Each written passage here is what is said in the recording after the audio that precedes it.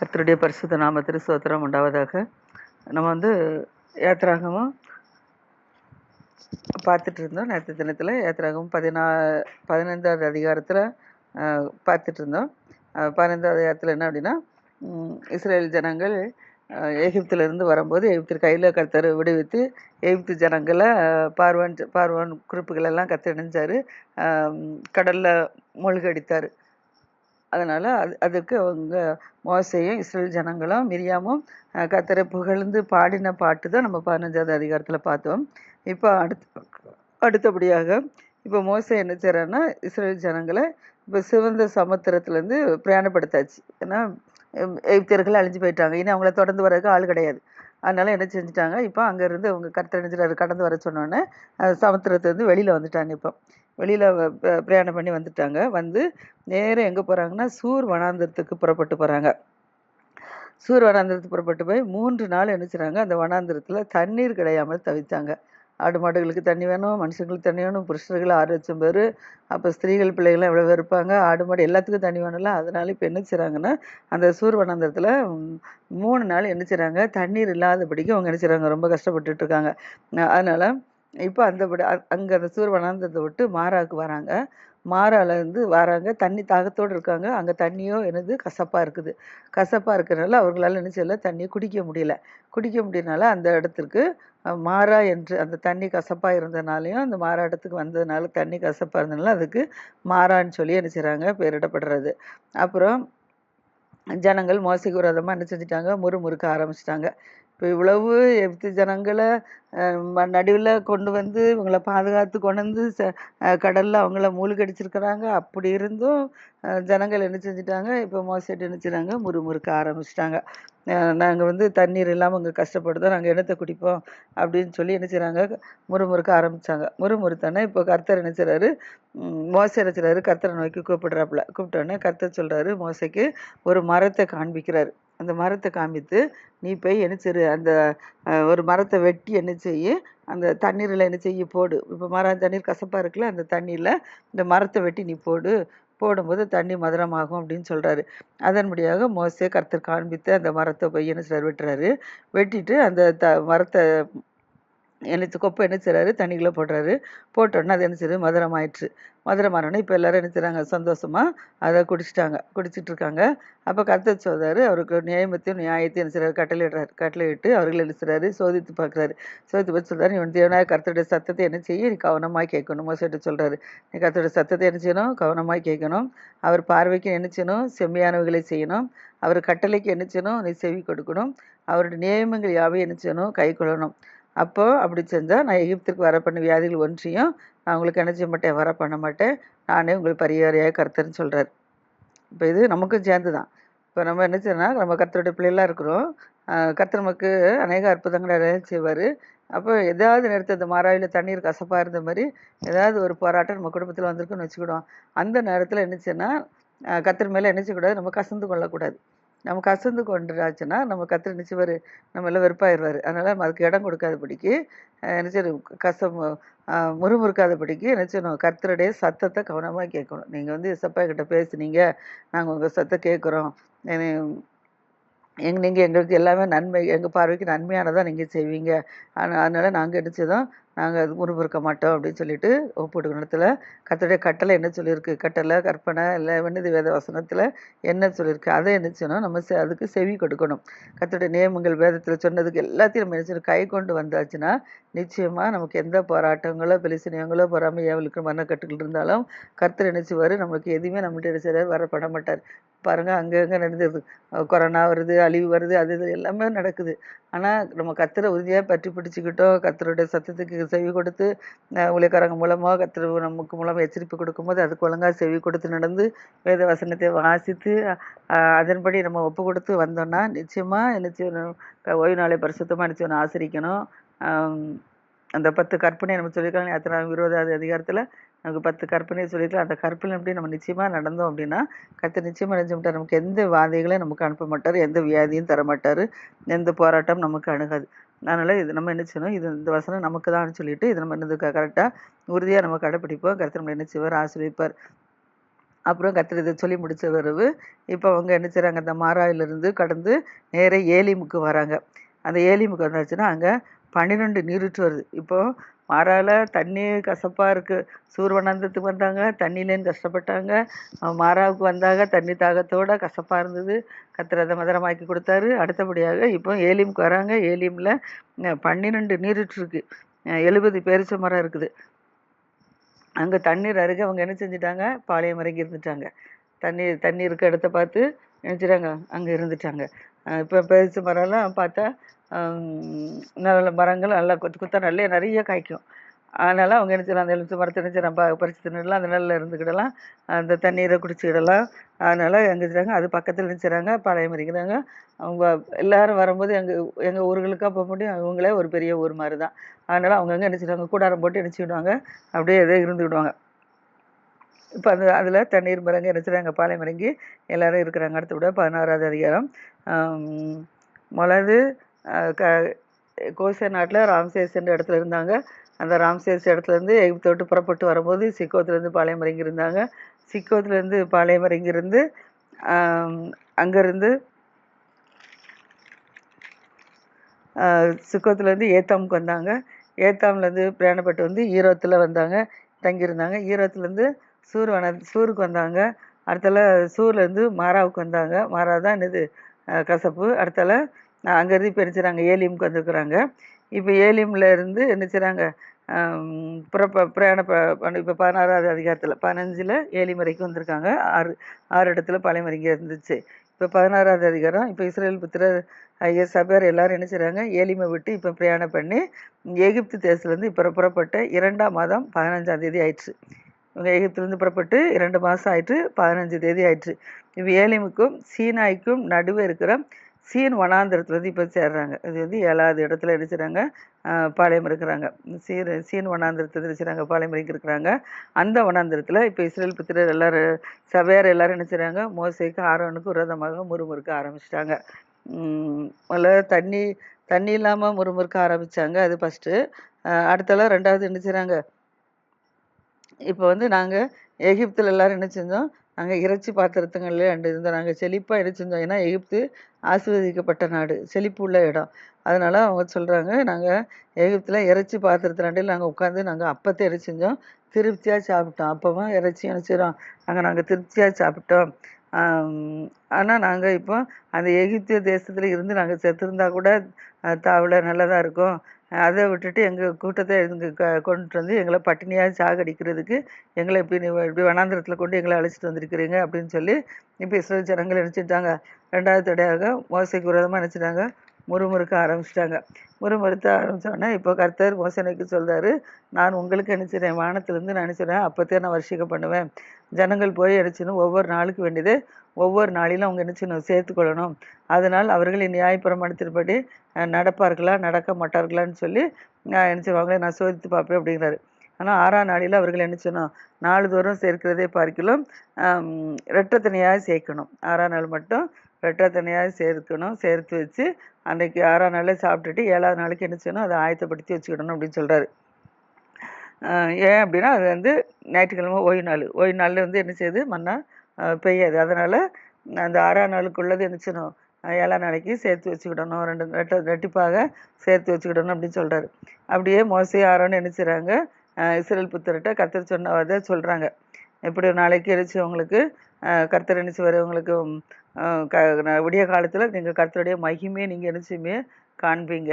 கர்த்தருடைய மகிமை விடிய காலத்தில் இன்னும் முறுமுறுத்தாங்கல்ல, அதுக்கு தான் நீங்கள் வந்து கர்த்தருடைய மகிமையை காண்பீங்க. கர்த்தருக்கு விரோதமாக உங்கள் முறுமுறுப்பெல்லாம் கர்த்தர் செஞ்சார், உங்களுக்கு கேட்டதுனால இப்போ நீங்கள் எங்களுக்கு விரோதமாக முறுமுறுக்கிறதுக்கு நாங்கள் ஏமாத்துறோம் அப்படின்னு என்றாங்க. எப்படி மோசே ஆரோன்னு சொல்கிறாங்க, எங்களுக்கு விரோதமாக முறுமுறுக்கிறதுக்கு நாங்கள் ஏமாத்துறோம், நாங்கள் என்ன செய்வோம், கர்த்தர் உங்களை என்ன செய்றாரு, எங்கள் படுற வேதனைப்பட்டு உங்களை வழிநடத்தி கொண்டு வரோம், நாங்கள் எங்கள் மூலமாக வழிநடத்தி கொண்டு வரோம், நாங்கள் கொண்டு வரோம், அதுக்கு எங்கள்கிட்ட நீங்கள் முறுமுறுக்கிறதுக்கு நாங்கள் ஏமாத்துறோம் அப்படின்னு சொல்லி மோசே ஆரோன்னு சொல்கிறாங்க. இன்னும் மோசே சொல்கிறாரு, சாயங்காலத்தில் நீங்கள் புசிக்கிறதுக்கு கர்த்தர் உங்களுக்கு என்ன செஞ்சிருவார், இறைச்சியை கொடுத்துருவார். இறைச்சி இல்லைன்னு கேட்டீங்க, அதில் கர்த்தர் உங்களுக்கு என்ன செய்வார், சாயங்காலத்தில் இறைச்சியை கொடுத்துருவாரு. விடிய காலத்தில் நீங்கள் திருப்தியோடு இருக்க உங்களுக்கு என்ன செய்யணும், அப்பத்தை கொடுத்துருவார். அவங்க எப்படி சொன்னாங்களோ, எகிப்தில் நாங்கள் இறைச்சி பாத்திர தண்டில் உட்காந்து அப்பத்தையும் இறைச்சி நாங்கள் நாங்கள் செழிப்பாக சாப்பிட்டவங்க இல்லை, எங்களை வனாந்தரத்துக்கு கொண்டு போட்டிருக்கீன்னு சொன்னாங்களே. அதனால தான் இப்போ கர்த்தர் சொன்னபடி மோசே சொல்கிறாரு, சாயங்காலத்தில் நீங்கள் என்ன செய்யுங்க, இறைச்சி சாப்பிடுவீங்க, விடிய காலத்தில் என்ன இறைச்சி காண்பீங்க, விடிய காலத்தில் நீங்கள் திருப்தி அடைவுக்கு உங்களுக்கு என்ன செய்ய அப்பத்தை கர்த்தர் கொடுப்பாரு, அது வந்து அது வந்து உங்களுக்கு இப்போ மகிமையாக விளங்கும் அப்படின்னு சொல்கிறாரு. அதனால் கர்த்தர் உங்களுக்கு விரோதமாக நீங்கள் முறுமுறுத்த முறுப்புகளெல்லாம் அவர் கேட்டார். நீங்கள் முறுமுறுப்பதற்கு உங்களோட முறுமுறுப்புகள் எங்களுக்கு அல்ல, அது கருத்துக்கு விரோதமாக இருக்கு. நீங்கள் முறுமுறுக்கு நான் என்ன சொன்னாங்க, கர்த்தர் வந்து உங்களை வழிநடத்தி கொண்டு சொன்னார், வழிநடத்தி கொண்டு வரோம். அதனால் நீங்கள் முறுமுறுக்கிற முறுப்பு அது எங்களுக்கு அல்ல, அது கர்த்தருக்கு தான் அப்படின்னு சொல்கிறாங்க. இப்போ மோசே ஆரோனை பார்த்து சொல்கிறாரு, நீ இஸ்ரவேல் புத்திரராகிய சபையார் எல்லாரும் நோக்கி சொல்லு, கர்த்தருடைய சந்நிதியில் நீங்கள் எல்லாரும் என்ன செய்யுங்க, சேருங்கங்கிறார். ஏன்னா அவங்க முறுமுறுத்தாங்கல்ல, அந்த இப்போ எல்லாத்துக்கும் கர்த்தர் உங்களுக்கு அப்பத்தையும் இறைச்சியும் கொடுக்க போகிறான்னு சொல்லி எல்லாத்துக்கும் சொல்லணும்ல. அதனால் மோசே ஆரோனை பார்த்து சொல்கிறாரு, சபையார் எல்லாரும் என்ன செய்யுங்க, எல்லாரும் கர்த்தருடைய சன்னிதானத்துக்கு வாருங்க, எல்லாரும் ஒன்று கூடி வாருங்கன்னு சொல்லிட்டு சொல்கிறார், கர்த்தர் உங்கள் முறுமுறுப்பை கேட்டார் அப்படின்னு சொல்லி நீ சொல்லு அப்படின்னு சொல்லி மோசே ஆரோனை பார்த்து சொல்கிறார். எல்லாத்தையும் சபைக்கு முன்பாக அழைத்து வர வச்சு கர்த்தர் உங்கள் முறுமுறுப்பை கேட்டார், உங்கள் முறுமுறுப்பேடு கர்த்தர் உங்களுக்கு கொடுப்பாரு. அதனால் சாயங்காலத்தில் வந்து கர்த்தருடைய மகிமை என்னச்சுமே நீங்கள் காண்பீங்க, வனாந்தரத்தில் இத்தனை பெரிய அதிசயங்களை கர்த்தர் செய்தாருங்கிற மகிமையை நீங்கள் என்ன செய்வீங்க, நீங்கள் காண்ப கர்த்தருடைய மகிமை மேகத்தின் மேல் காணப்பட்டது அப்படின்னு சொல்கிறான். இப்போ அப்படி மோசே என்ன செய்றாரு, ஆரோன்கிட்ட சொல்லி சபையாரெல்லாம் கூட்டி வர சொல்லி பேச சொல்கிறாரு. அதுக்கு அப்படி திருப்படியாக இப்போ கர்த்தர் மோசே நோக்கி கூப்பிடுறாரு. என்ன சொல்கிறாரு, நான் இஸ்ரவேல் புத்திரருடைய முறுமுறுப்பெல்லாம் நான் என்ன செஞ்சுருக்கேன், நான் கேட்டிருக்கிறேன், நீ அவர்களிடத்தில் பேசி சாயங்காலத்தில் இறைச்சியை புசித்து விடிய காலத்தில் அப்பத்தால் திருப்தி ஆகுங்கன்னு சொல்லுன்னு சொல்கிறார். சாயங்காலத்தில் இறைச்சியால் சாப்பிட்டு விடிய காலத்தில் நீங்கள் நினச்சிங்க அப்பத்தியால் திருப்தியாகி நான் உங்கள் தேவனாய கர்த்தர் என்பதை நீங்கள் என்ன செய்வீங்க, அறிந்து கொள்வீங்க அப்படின்னு சொல்கிறார். நான் உங்கள் தேவனாய கர்த்தர்னு சொல்லி அறிந்து கொள்வீங்கன்னு சொல்கிறார். இப்போ சாயங்காலத்தில் என்ன செய்கிறாரு,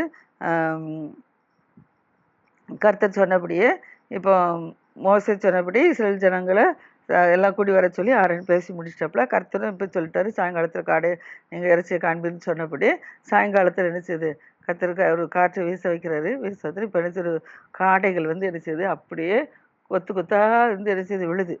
காடைகள் கர்த்தர் வந்து என்ன செய்கிறாரு, விழுது. நம்ம வந்து நான் ஒரு காடை தான் பார்ப்போம், 2 காடை பார்ப்போம். ஆனால் இப்போ இஸ்ரவேல் ஜனங்களுக்கு ஃபுல்லாக இறைச்சி வேணும். அவ்வளோத்துக்கு என்ன செய்யுது, காடைகள் என்ன செய்யுது, கர்த்தர் இந்த பாளையத்துலேருந்து மொத்தமாக என்ன செய்யுது விழுது. இப்போ விடிய காலத்தில் பாளையத்தை சுற்றில விழுது. அந்த இதை என்ன செஞ்சாங்க, அவங்க என்ன செய்கிறாங்க, பிறகு தங்களுக்கு சேர்த்து வச்சுக்கிட்டாங்க. அடுத்தபடியாக காலையில் செய்கிறாங்க, காலையில் அப்பத்தை கிடைக்கும்னு சொன்னார்ல, அதே போல் காலையில் என்ன செய்யணும், விடிய காலத்தில் பாளையத்தை சுற்றிலும் பனி இறங்கிருச்சான். பனி நம்ம வந்து நம்ம இந்த கிறிஸ்மஸ், நவம்பர், டிசம்பர், ஜனவரி என்ன செய்வோம், பனி நமக்கு என்ன செய்வோம், பனிக்காலம், பனி இறங்கிருக்குன்னு பார்ப்போம்ல. இதே போல் பனி அடிச்சது இப்போ அவங்க சுற்றி இருக்கிற இடத்த சுற்றி பனி அடிச்சிருக்கு. அந்த பனியில் இப்போ அந்த பெய்திருந்த பனி நீங்கின பிறகு பார்த்தா அந்த வனாந்தரம், இப்போ வனாந்தரத்தில் தான் அவங்க குடியிருக்கிறாங்க, வனாந்தரத்தின் மீதெங்கும் உருட்சியான ஒரு சிறிய வஸ்து உறைந்த பனிக்கட்டி வந்து என்னது ஒரு பொடிய திணையாய் தரையின் மேலே கிடந்துச்சான். அந்த வனாந்திரத்தை அவங்க இருக்கிற இடத்துல உருட்சியான ஒரு சிறிய வஸ்து உறைந்த பனிக்கட்டி வந்து எப்படி பொடியாக இருக்கும்ல, அந்த அந்த அது போல் பனிக்கட்டியை போன்று நினச்சது பொடுசாக இருக்கிறது போல் அந்த தரையில் மேலே நினச்சி தான் விழுந்து கிடச்சான். அப்போ இஸ்ரவேல் புத்திரர்கள் அதை கண்டு அது என்னது அப்படின்னு சொல்லி அறியாது இருக்கிறாங்க. அவங்களுக்கு இது தெரியாதுல்ல, இது வரைக்கும் பார்க்கல, அதனால் இது என்னதுன்னு சொல்லி அவங்க என்ன செய்கிறாங்க, அறியாது இருக்கிறாங்க. அறியாது இருக்கிறனால ஒருவர் பார்த்து கேட்குறாங்க, இது என்ன அப்படின்னு சொல்லி கேட்குறாங்க. அப்பொழுது மோசே அவர் நோக்கி சொல்கிறாரு, இது கர்த்தர் உங்களுக்கு புசிக்க கொடுத்த அப்பம் அப்படின்னு சொல்கிறார். ஏன்னா இறைச்சி இல்லாமல் கஷ்டப்படுதோம், நாங்கள் அப்பமும் காய்தும் சாப்பிட்டோன்னு சொன்னபடி இப்போ சாயங்காலத்தில் இருந்துச்சு காடை வந்து விழுந்துருச்சு, பாலத்து மூடி இருந்துச்சு. அவங்க நினச்சினாங்க அதை காடையில் சேர்த்து சாப்பிட்டாங்க. இப்போ காலையில் இந்த பனி பெய்யுது, பனி நீங்கின பிறகு அந்த என்னது மண்ணா வந்து விழுந்திருக்கு. அதை எடுத்து அவங்க வச்சுறாங்க, சாப்பிட்றாங்க. இது என்னது அறியாது சொல்கிறது, கர்த்தர் சொன்னது, இது கர்த்தர் உங்களுக்கு எடுத்த அப்பன்னு சொன்ன உடனே சொல்கிறாங்க. ஆனால் கர்த்தர் உங்களுக்கு கட்டளை இடுறாரு என்னன்னா, நீங்கள் அந்த கட்டளைக்கு நீங்கள் என்ன செய்யணும், கீழ்ப்படியணும் அப்படின்னு சொல்லி சொல்கிறார். என்ன அப்படி கர்த்தர் கட்டளை இட்டது என்ன அப்படின்னா, ஒவ்வொருவரும் நம்ம எவ்வளவு புசிப்போமோ, நம்ம எவ்வளவு சாப்பிடுமோ அந்த அளவுக்கு தக்கதாக என்ன செய்யணுமா, ஒவ்வொருவரும் சேர்த்து வச்சுக்கிடணுமா. நம்ம குடும்பத்தில் இப்போ 4 பேர் 5 பேர் இருக்கோன்னா அதுக்கு தகுந்தபடி என்ன செய்யணும், நம்ம குடும்பத்தில் இவ்வளோதான் சாப்பிடணும்னு தெரியும்ல, அவளுக்கு என்னது அவங்க சேர்த்து என்ன செய்யணும், சேர்த்து வச்சுக்கிடணும். ஒரு தலைக்கு வந்து ஒரு ஓமர் அளவு எடுத்துக்கொள்ளலாம். ஒரு ஓமர் அளவு ஒரு தலைக்குன்னா ஒரு நபருக்கு ஒரு ஓமர் அளவு. என்ன செய்யணுமா எடுத்துக்கொள்ளணுமா. அப்படியே இஸ்ரேல் புத்திரர் என்ன செய்கிறாங்க, அப்படியே செய்து வந்தாங்களாம். ஆனால் சிலர் என்ன செஞ்சாங்க, மீதியாகவும் சேர்த்தாங்களாம். சிலர் என்ன செஞ்சாங்க, கொஞ்சமாகவும் சேர்த்தாங்களாம். ஏன்னா எடுத்து போய் எல்லாரும் எடுத்து அள்ளணும்ல, பறக்கி எடுத்து வைக்கும்போது அது ஒரு சிலர் என்ன செய்றாங்க, நிறைய எடுத்துட்டாங்க, ஒரு சிலர் என்ன செய்றாங்க, குறைய எடுத்துருக்குறாங்க. ஆனால் அவங்க நிறையா சேர்த்தவங்களுக்கும் அதை போய் அளந்து பார்க்கும்போது ஒரு ஒம்பர் தான் இருந்துச்சு. குறையா சேர்க்குறவங்களுக்கும் அளந்து பார்த்தா ஒரு ஒம்பர் தான் சேர்ந்துச்சு. அப்படியே கர்த்தர் எடுத்துட்டா எல்லாத்துக்கும் சமமாக என்ன செஞ்சுட்டார், கொடுத்துட்டார். மீதியாக சேர்த்தவனுக்கு மீதியாக கிடைக்கல, குறைச்சி சேர்த்தவனுக்கு குறைச்சி கிடைக்கல. எல்லாமே ஒரு ஒம்பர் அளவு தான் அவங்க என்ன செய்கிறாங்க, கர்த்தர் என்ன செய்றார், அவங்களுக்கு கொடுத்தாரு. இப்போ அந்தபடியாக இப்போ என்ன செய்கிறாங்க, சேர்த்து வச்சுட்டாங்க. மோசே அவர் நோக்கி சொல்றாரு, உங்களை ஒருவன் என்ன செய்யலாம், விடிய காலம் மட்டும் அதில் ஒன்று நீங்கள் நினச்சி கூட வைக்கக்கூடாது. இப்போ வந்து காலையிலே உங்களுக்கு பனி பெஞ்சிருக்கு, அந்த அப்போ தான் எடுத்து சாப்பிட்றாங்க. ஆனால் எடுத்து சாப்பிடணும். ஆனால் ராத்திரி உள்ள இறைச்சியும் காலையில் உள்ள அந்த இதுவும் விடிய காலம் வரைக்கும் நினச்சிக்கூடாதான், எதுவுமே வைக்கக்கூடாதான். அப்புறம் ஒன்றுமே என்ன மீதி வைக்கக்கூடாதுன்னு சொல்லி சொல்கிறாங்க. ஆனால் ஜனங்கள் என்ன செஞ்சாங்கன்னா, மோசே சொல்லி கேட்காதபடிக்கு நிறைய சேர்த்து வச்சு செஞ்சுறாங்க. அதில் சரி காலையிலைக்கு கொஞ்சம் உதவும் அப்படின்னு சொல்லிட்டு, சரி விடிய காலத்துக்கு உதவும் அப்படின்னு சொல்லி மீதி வைக்கிறாங்க. மீதி வச்சது அது எப்படின்னா, அது பூச்சி பிடிச்சி நாற்றம் எடுத்துட்டான். அதனால மோசைக்கு என்ன செஞ்சு கோவம் வந்துட்டு, ஏன்னா சொல்லிட்டாரு, நீங்கள் வந்து அவரவர் புசிப்புக்கு தக்கதாக எடுத்துங்காங்க, ஆனால் உங்களுக்கு ஒரு திறந்தோரம் கிடைக்கும்னு சொல்லியாச்சு. இவங்க என்ன செஞ்சுட்டாங்க, நாளைக்கு கிடைக்குமோ கிடைக்காதோ அப்படின்னு நினச்சிட்டாங்க. எக்ஸ்ட்ராலாம் என்ன செஞ்சாங்க, சேர்த்து வச்சு மீதியை வச்சுருந்தாங்க. ஆனால் அது மீதி வச்சது என்ன சொன்னால், அது மறுநாள் காலை நினச்சது பூச்சி பிடிச்சி நார ஆரம்பிச்சிட்டு. இப்போ நம்ம வந்து ஆகாரங்கள் சாப்பிட்றோம், குறிப்பிட்ட நேரம் தான் அந்த நம்ம செஞ்ச ஆகாரங்கள் இருக்கும். அதுக்கப்புறம் என்ன செய்யணும், கெட்டு போயிடும். அது சரி நொசு ஆயிரும், நார ஆரம்பிச்சிடும். இல்லை அதே போல் தான் இப்போ இது என்ன செய்யுது, நார ஆரம்பிச்சிட்டான், பூச்சி பிடிச்சிட்டான். அதனால் மோசே ஜனங்கள்கிட்ட கோவப்பட்டு நீங்கள் விடிய காலத்தோறும் என்ன செய்கிறாங்க, அவரவர் புசிக்கு அளவுக்கு தக்கதாக நீங்கள் சேருங்க. ஆனால் வெயில் ஏற அது என்ன செஞ்சிடும், அது உருகி போயிடுங்க. ஏன்னா அது பனிக்கட்டி போல தானே இருக்குது, சிறிய பொடியாக தானே இருக்குது.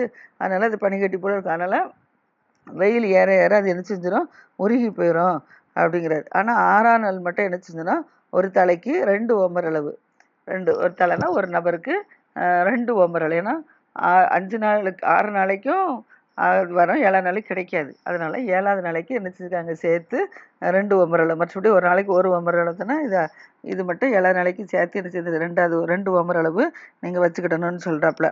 அதன்படியாக என்ன செய்கிறாங்க, எல்லோரும் என்ன செய்கிறாங்க, மோசே கட்டளை இட்டபடி அந்த 6ஆவது நாள் என்ன செஞ்சுட்டாங்க, 2 ஓமர் அளவு சேர்த்த உடனே இப்போ சபையின் தலைவர் என்ன செய்கிறான்னா, மோசே சொன்னதை சரியாக கவனிக்கல போல். அவன் என்ன செய்கிறான், மோசேட்ட போய் சொல்லி கொடுக்கான். இவங்க என்ன செய்கிறாங்க, இவங்க தலைக்கு ரெண்டு ஓமர் அளவு எடுக்கிறாங்க. ஏன்னா பார்க்கலாம், மறுநாள் சாப்பிட்டது காலையில் பூசலம் பத்துருது, பூச்சி பிடிச்சிருது, நாற்று எடுத்துருதுல்ல. அப்படி இருந்தும் இவங்க என்ன செய்கிறாங்க, 2 பங்கு சேர்க்குறாங்களே அப்படின்னு சொல்லிட்டு மோசேட்டேருந்து சொல்கிறாப்புல. அப்போ மோசே சொல்கிறாரு, கர்த்தர் சொன்னது அதுதான்.